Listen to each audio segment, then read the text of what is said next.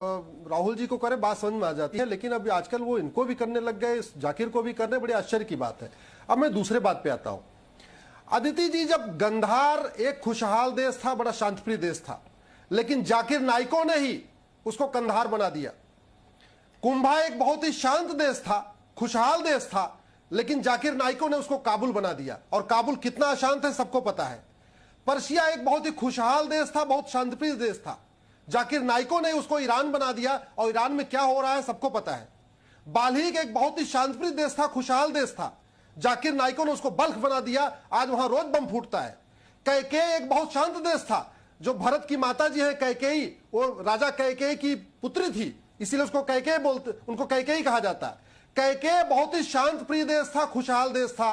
जाकिर नाइकों ने उसको पेशावर बना दिया। अब पेशावर में रोज बम धमाका हो रहा है। कंबोज बहुत ही शांतिप्रिय देश था, जाकिर नाइकों ने उसको बदख्शा बनाया, और जब से बदख्शा बना रोज बम फूट रहे हैं वहां पे।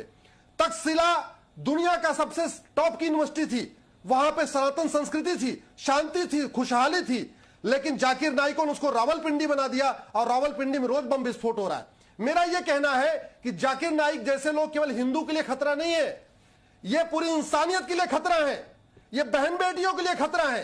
जाकिर नाइक चाहता क्या है? 8-8 साल की बच्चियों की शादी हो, एक एक आदमी 8-8 शादी करे, बाल विवाह हो, बहु विवाह हो, हलाला हो, 3 तलाक हो, चाची मामी से निकाह हो, यह चाहता है जाकिर नाइक। इसलिए मैं कहता हूं, जाकिर नाइक जैसे आदमी हिंदू के लिए नहीं, हिंदुस्तान के लिए नहीं, पूरी मानवता के लिए खतरा है। और यह भारत के सभी नागरिकों को सोचना चाहिए। ये सब लोग समझें कि ऐसे लोगों को संरक्षण देना, ऐसे लोगों का समर्थन करना। तहसीन भाई पढ़े लिखे होकर उसको इनडायरेक्ट समर्थन कर रहे हैं, मुझे बहुत तकलीफ है। तहसीन भाई आप समझदार आदमी हैं, हमारे दोस्त भी हैं, मैं आपको ईद की बधाई देता हूं, लेकिन प्लीज राहुल जी को डिफेंस करिए। आप वाड्रा जी आपके रिश्तेदार हैं, उनको डिफेंस करिए, लेकिन इस गद्दार को मत डिफेंस करिए। ऐसे गद्दार देश के लिए बहुत खतरनाक है। यहां पर आपको यह समझना है, यानी दर्शकों को यह समझना है। मौलाना कादरी, इस पर मुझे आपका जवाब चाहिए सर। आप जिस जाकिर नाइक को डिफेंड कर रहे हैं, वो उसकी सोच क्या है? उसकी सोच ऐसी तालिबानी सोच है जो ये कहता है कि जो मैं कहता हूं वही बोलो, और अगर मुझसे अलग बात की तो फिर छोड़ेंगे नहीं। उनके खिलाफ गैंगअप होने की बात करता है, उन्हें इस तरह से प्रोसिक्यूट करने की बात करता है। जरा एक बार फिर से सुनवाइए हमारे दर्शकों को, जाकिर नाइक क्या कह रहा है कि जो लोग उसकी बात से इत्तेफाक ना रखते हो उनका क्या हश्र होना चाहिए। और फिर सोचिए कैसे व्यक्ति को इस डिबेट में बैठकर डिफेंड किया जा रहा है। जाकिर नाइक का रिएक्शन एक बार फिर से चलाएं जरा।